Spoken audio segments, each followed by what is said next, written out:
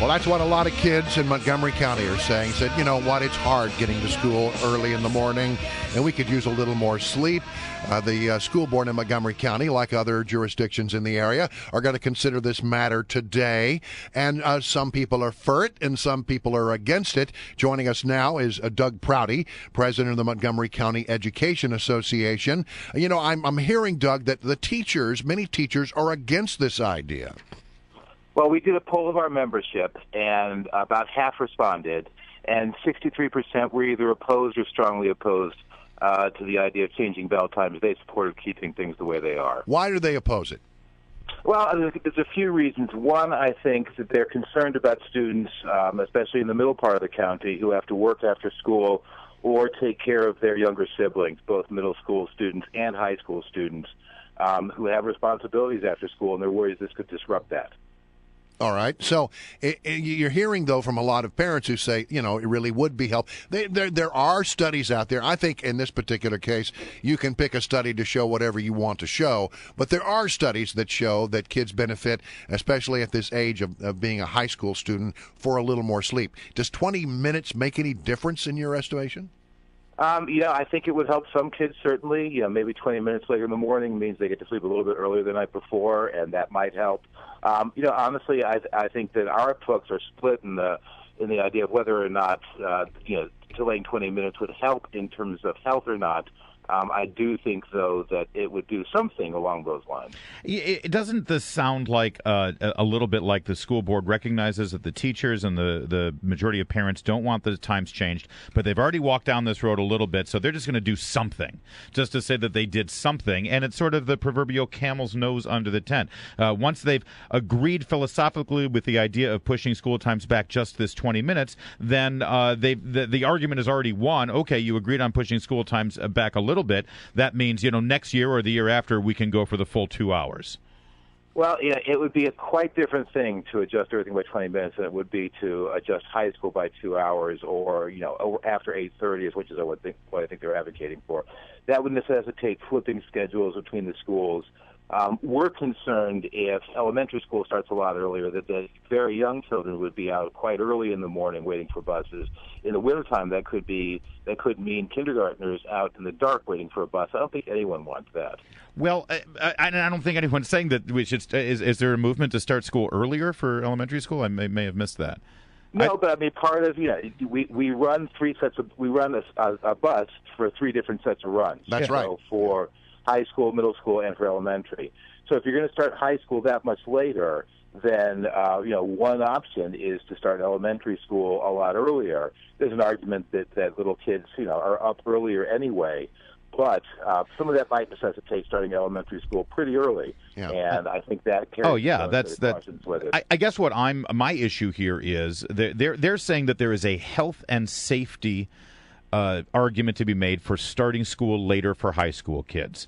You've got activists like this woman. As serious an issue as asbestos? Saying it's as serious as asbestos in schools. That's one of the activists here. And if the school board, just for the sake of saying, oh, we did something, if they concede to that argument that this is health and safety for the high school kids and just say 20 minutes for this time, then there really isn't an argument against starting the schools much later, is there? Well, as I just said, if you're going to start one set of schools much later, something else is going to have to happen with the starting times for either middle school or elementary school as well, and that could that has serious financial impacts on the school system. And we're not sure what the budget's going to look like this year, so that's one consideration. And also, you'd be really messing with families' schedules were you to do that. Families have a set way of getting their kids out the door. No, right. I get that. Again, my point is, they're not saying, you know what, this is going to mess up everyone's schedule and this isn't good for families and this is going to cost too much money. They're saying, we agree with you that this is health and safety. We're just going to do a little bit right now. It's incrementalism, and I think that's the danger. Yeah, I mean, I don't know where the board's going to end up with their decision. So it's possible they could do the 20 minutes. I do agree that that to a certain extent that is recognizing that there's a need here. But I think everyone's in support of high school students getting more sleep. and being more prepared for school. I think the question is whether flipping the schedule is what actually accomplishes that. Well, okay, so let me just throw comment. Put aside the studies. Let's just talk about common sense. First of all, if you're talking about 20 minutes, I think most people would say, 20 minutes is not going to help me.